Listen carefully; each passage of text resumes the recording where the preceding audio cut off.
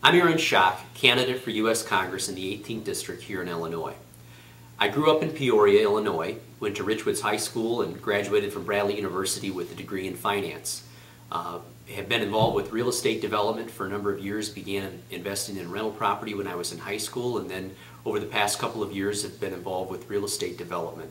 At the same time, I got involved in community service and public service while serving on the school board.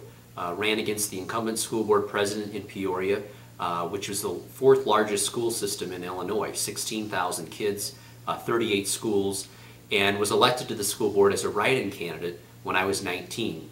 Served on the board for 4 years. 2 years after I went on the board, I was elected vice president, and a year after that was elected unanimously by my peers to be president of the board. The reason I mention that, of course, is because when I was 19 on the school board, my colleagues were much older, 2 in their 50s, 2 in their 60s, 1 in their 70s. And despite those age differences, I think I showed an ability to work with people on both sides and people that are much older and bringing people together.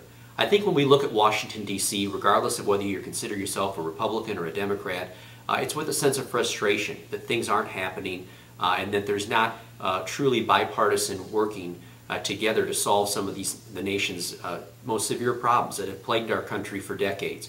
Issues like Social Security solvency and Medicare solvency, a true energy plan that will make us energy independent in the next decades to come.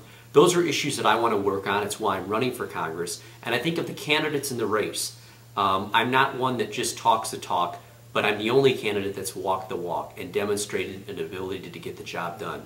I've had the privilege of serving in the State House now for the past 4 years, and despite being the youngest member in the State House, despite being a Republican in a Democrat House with a Democrat Senate and a Democrat Governor, I've been able to pass 18 pieces of legislation, more than any other Democrat or Republican lawmaker.